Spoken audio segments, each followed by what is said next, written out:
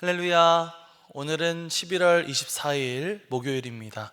오늘도 정시 매일 예배에 나아가시는 우리 큰믿음 유신교회 모든 성도님들을 주님의 이름으로 환영하고 또 축복합니다. 이 시간 사도신경으로 우리의 신앙을 고백하며 나아가겠습니다. 전능하사 천지를 만드신 하나님 아버지를 내가 믿사오며 그 외아들 우리 주 예수 그리스도를 믿사오니 이는 성령으로 잉태하사 동정녀 마리아에게 나시고 본디오 빌라도에게 고난을 받으사 십자가에 못 박혀 죽으시고 장사한 지 사흘 만에 죽은 자 가운데서 다시 살아나시며 하늘에 오르사 전능하신 하나님 우편에 앉아 계시다가 저리로서 산 자와 죽은 자를 심판하러 오시리라. 성령을 믿사오며 거룩한 공회와 성도가 서로 교통하는 것과 죄를 사하여 주시는 것과 몸이 다시 사는 것과 영원히 사는 것을 믿사옵나이다. 아멘. 다 함께 찬송가 303장 찬양하시겠습니다.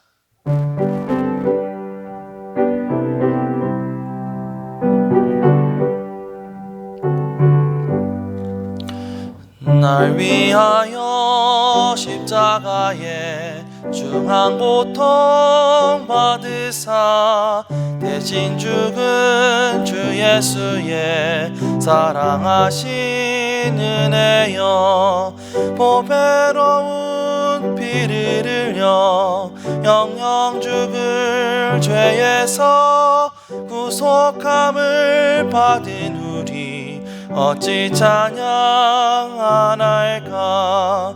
예수 안에 있는 우리 한량없이 즐겁고 주 성령의 위로함이 마음속에 차도다. 전국 음악 소리 같은 은혜로운 그 말씀 끊임없이 듣는 우리 어찌 찬양 안 할까. 이 세상의 모진 풍파 쉬지 않고 불어도 주님 안에 보호받는 우리 마음 편하다. 늘 깨어서 기도하고 저 천국을 바라며 주님만을 기다리니 어찌 찬양 안 할까. 아멘. 다 함께 매일의 기도를 드리시겠습니다. 참 평강의 주님, 오늘도 새로운 하루를 주시고 복되게 하시니 감사합니다. 하늘에 속한 자, 하나님의 자녀로서의 삶을 권세로 살게 하시며 오직 하나님의 말씀을 즐거워하며 따라 살게 하심을 감사드립니다. 다윗처럼 오직 우리 주님만을 내 앞에 모시고 오직 주님만이 우리의 전부이심을 고백하는 삶을 살게 하시고 그러므로 인해 주님께서 늘 우리의 전부가 되어주심을 경험하고 누리는 삶이 되게 하옵소서. 우리의 가정과 교회를 위해 기도합니다. 일터를 위해 간구합니다. 나라와 민족들을 위해 주님의 은혜를 구합니다. 구원과 치료와 회복의 은혜를 내려주셔서 어그러진 모든 것들이 바로 세워지게 하시고 평화를 이루게 하옵소서. 이제 일상이 된 경건의 일가를 통해서 성령의 충만, 성도의 영화를 이루게 하옵소서. 주님 사랑합니다. 언제나 자기 눈동자같이 우리들을 사랑하시는 주 예수 그리스도의 이름으로 기도드립니다. 아멘. 오늘 하나님께서 우리에게 주시는 말씀은 시편 32편 1절부터 11절까지의 말씀입니다. 허물의 사함을 받고 자신의 죄가 가려진 자는 복이 있도다. 마음에 간사함이 없고 여호와께 정죄를 당하지 아니하는 자는 복이 있도다. 내가 입을 열지 아니할 때에 종일 신음함으로 내 뼈가 쇠하였도다. 주의 손이 주야로 나를 누르시오니 내 진액이 빠져서 여름 가뭄에 마름같이 되었나이다. 내가 이르기를 내 허물을 여호와께 자복하리라 하고 주께 내 죄를 아뢰고 내 죄악을 숨기지 아니하였더니 곧 주께서 내 죄악을 사하셨나이다. 이로 말미암아 모든 경건한 자는 주를 만날 기회를 얻어서 주께 기도할지라. 진실로 홍수가 범람할지라도 그에게 미치지 못하리이다. 주는 나의 은신처이오니 환난에서 나를 보호하시고 구원의 노래로 나를 두르시리이다. 내가 내 갈 길을 가르쳐 보이고 너를 주목하여 훈계하리로다. 너희는 무지한 말이나 노새같이 되지 말지어다. 그것들은 제갈과 굴레로 단속하지 아니하면 너희에게 가까이 가지 아니하리로다. 악인에게는 많은 슬픔이 있으나 여호와를 신뢰하는 자에게는 인자하심이 두루리로다. 너희 의인들아 여호와를 기뻐하며 즐거워할지어다. 마음이 정직한 너희들아 다 즐거이 외칠지어다. 이는 하나님의 말씀입니다. 아멘. 할렐루야. 오늘도 말씀을 듣는 여러분의 심령마다 주님께서 주시는 성령의 은총이 함께 하시기를 간절히 축원합니다. 오늘부터는 시편 말씀을 가지고 함께 나누도록 하겠습니다. 오늘 우리가 읽은 시편 32편은 이스라엘 다윗 왕의 시입니다. 사무엘하 11장 말씀을 보면 다윗의 군대가 암몬과 전쟁을 벌일 때 있었던 에피소드가 소개되고 있는데요. 다윗이 전쟁에 나가지 않고 예루살렘에 남아 왕궁 옥상을 거닐고 있었을 때 멀리 한 여인이 목욕을 하는 장면을 보게 됩니다. 그 사람은 바로 다윗의 장군 중에 한 사람이었던 우리아의 아내 밧세바였는데요. 다윗은 그 여인을 보고 반해 그 여인을 불러다가 동침을 하게 됩니다. 자, 그런데 문제는 이 밧세바라는 여인이 덜컥 임신을 하게 된 것이죠. 다윗은 크게 당황했을 것입니다. 그래서 꾀를 하나 내는데 전쟁 중이던 우리아 장군을 불러들여서 치하하고 집에 들어가서 푹 쉬면서 아내와도 하룻밤을 보내게 하려고 했던 것이죠. 자, 그런데 이 충직한 우리아 집으로 내려가지 않고 부하들과 밖에서 잠을 잡니다. 지금 한창 나라가 전쟁 중인 이 상황 가운데서 자기만 혼자 집에 들어가는 그런 호사를 누릴 수 없다는 것이 이 우리아의 충성스러운 생각이었죠. 하지만 이러다가는 자신의 잘못이 드러나게 될 것이라고 하는 것을 두려워했던 야곱은 완전 범죄를 꾸미게 됩니다.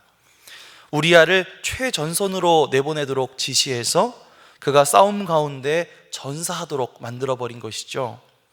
다윗은 자신의 잘못을 은폐하기 위해서 충성스러운 부하를 죽게 만든 것입니다.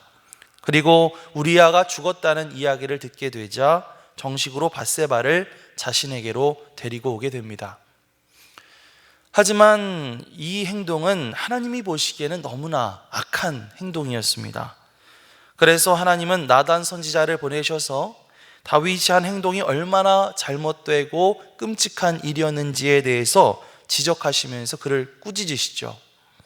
그리고 다윗이 저지른 죄로 인해서 그와 또 그의 집안에 앞으로 어떠한 끔찍한 일들이 벌어지게 될 것인지에 대해서 엄격하게 선포하십니다.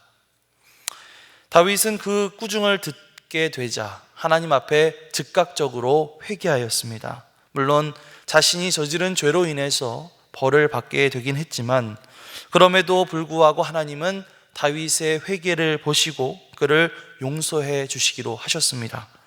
이러한 상황 가운데 하나님이 자신의 죄를 용서해 주신 하나님께 감사하면서 쓴 시, 그 시가 바로 오늘 우리가 읽은 시편 32편 말씀이죠.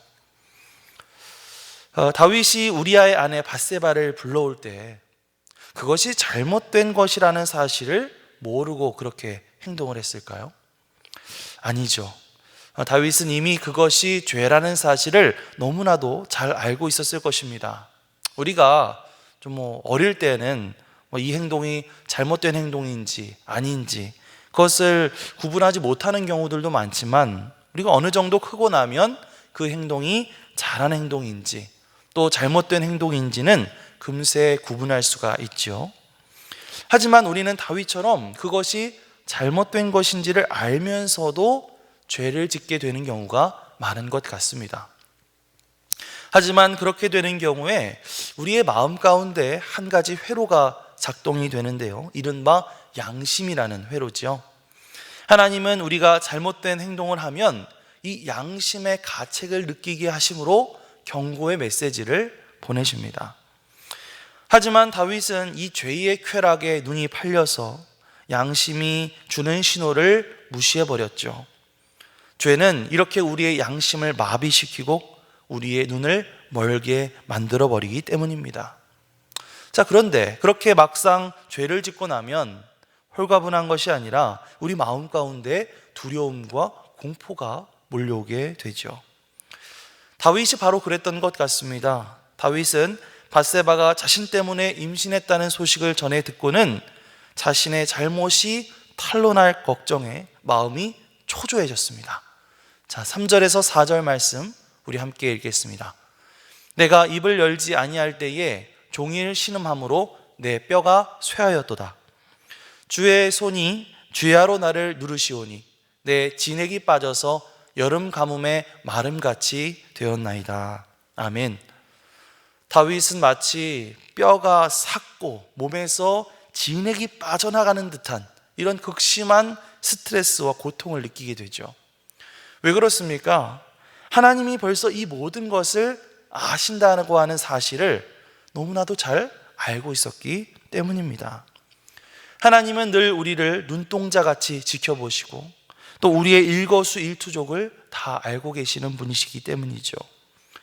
문제는 그럼에도 불구하고 다윗이 이 하나님 앞에 자기가 지은 모든 죄를 토설해내지 않고 입을 그냥 앙 다문 채 고집을 부리고 있었다는 것입니다. 그러다 보니까 다윗의 마음은 이 죄책감과 또 양심의 가책 때문에 극심한 고통을 느끼게 되었던 것이죠. 마치 하나님의 손이 자신을 짓누르는 것 같은 그런 힘든 마음. 그러다 보니까 그의 영적인 생명마저도 갈수록 악화되는 것을 느꼈던 것입니다. 사실 우리에게도 다윗과 비슷한 그런 경험이 있을 수 있습니다. 우리가 죄를 지으면 바로 그것을 회개하면서 하나님 앞으로 가지고 나아가야 되는데 이 우리의 고집스러운 마음은 그것을 하나님 앞에 바로 회개하기를 꺼려하고 자꾸만 버팅기려고 하죠. 재미있는 사실은요, 하나님께서 그런 우리들에게 계속해서 어떤 사인을 보내신다는 것입니다. 그거는 잘못이야. 너는 회개해야 돼. 너는 돌이켜야 해. 안 그러면 너만 계속 이렇게 힘들 거야. 사랑하는 성도 여러분, 우리는 하나님께서 우리에게 보내시는 이 회개의 신호를 바로 알아차려야 하는 줄 믿습니다.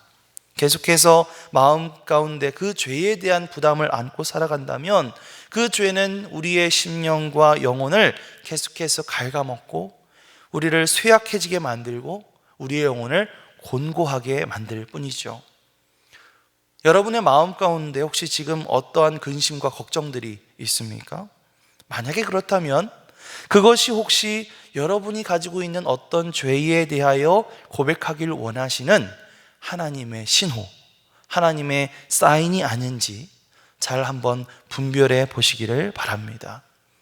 우리가 품고 있는 이 죄로 인해서 우리의 심령이 더더욱 곤고해지기 전에 하나님께서 우리에게 보내시는 그 신호를 깨닫고 하나님 앞에 우리의 죄를 빨리 고백하며 나아갈 수 있는 그런 저와 여러분들이 되시기를 주님의 이름으로 간절히 축원합니다.